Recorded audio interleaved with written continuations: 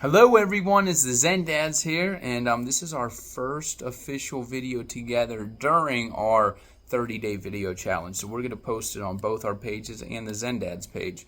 This is his third day, my seventh day. Things are going good. We had a great day with the girls at the pool. We went up there. I got tan, got a little dark. I feel good and more red. But it's good at tan. We'll be good. Yeah, so. He didn't get much, but he put sunscreen on. I put tanning lotion. So anyway, we want to talk about the ego today. Now, the ego is something that this is my favorite subject because I believe that if we can control the ego, we can control basically everything else in our life. Because our ego dictates how we feel about certain situations, any situation really. Any kind of negative feeling about a situation or wanting it to be different, that's our ego acting. So Tim, he actually brought something up earlier, and he's going to read just a little bit of what he read to me earlier, and then we'll talk about it for a couple minutes. And yeah, we were talking about this earlier, and Andrew said let's make a video on it because we have a list of things we want to discuss, and this was one of them. So the ego, it's basically like a false sense of self, rooted in identification with thoughts, emotions, and external factors rather than one's true, deeper self.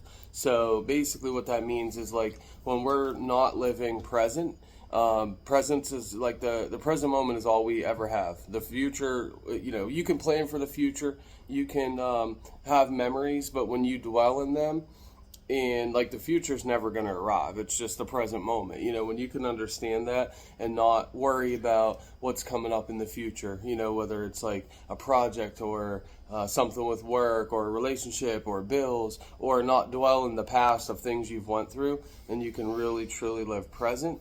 It makes a big difference. And I think we've been working a lot on really just taking the present moment as it is, and even if it is something like, say, a challenge, when you can be present and be the awareness behind your ego, because your ego is going to come up with all these negative thoughts, and that's the self-doubt and worry and anxiety and frustration and anger and things like that. When you can stop and be the awareness behind that, it's truly makes a huge difference in how you live. You can talk a little bit more on presence, I think. Yeah, when it comes to ego, like one thing about the ego is it wants things to be a certain way. And when that doesn't happen, that's when all the negative emotions pour in. So ego wants to control the future and wants the past to be a different way than it was, and so whenever we have, thoughts of regret, remorse, wishing that things were a different way, that's because that's our ego acting, and that's our ego, wanting more than what it really was. And when it comes to the future, our ego wants to be in control. So when we are worried about something that could happen in the future, or we think it's going to happen in the future, that's our ego wanting us to, be in control of it. Because the ego is only happy when things go its exact way, and there's no presence if that's the way that the ego operates. Presence is accepting things that come as they are. And the one way I like to look at things as they come to me is that everything is meant to be. The universe puts certain things in our path so they can either bless us or teach us lessons. They're either to grow or glow, And so once we realize that nothing's bad and everything's good, we do away with the ego, and we start to bring out more of the higher self, which is one with the universe and how things go. Say one thing real quick with that is like, sorry to interrupt you, but like what we are presence. Like when you say I am something, that something is the ego. Like we just am, we just are. To say so, like it says here, like you can only lose something you have, but you cannot lose something that you are.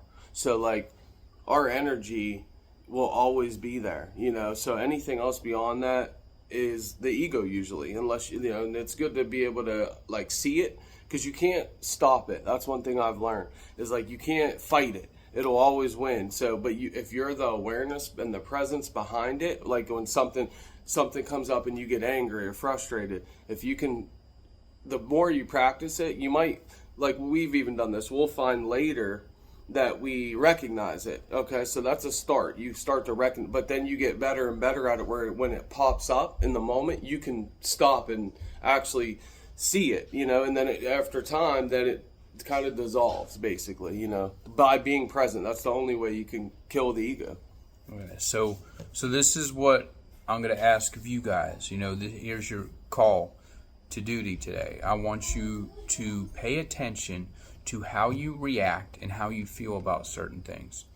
And one thing Eckhart Tolle talks about is he talks about identifying the ego when it is active, and basically talking to it and telling it to go away, that it is not welcome at that moment. Talking it away.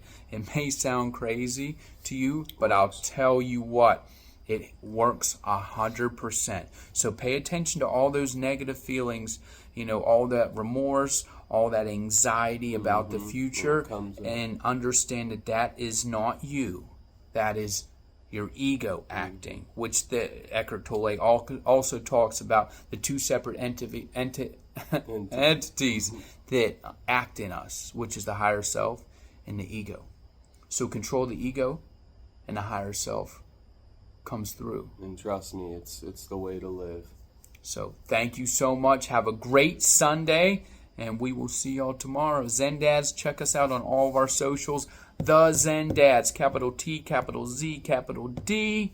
You can look us up anywhere. Tim's been going crazy putting out videos and everything. So proud of you, bro. Yeah, so I'm doing it. We're doing it. Appreciate you. Yes. So thank you. Love you. Thank you all. Like, subscribe, share, whatever. If you think that this could help someone, please do. Please. All right. Thank you. Take care.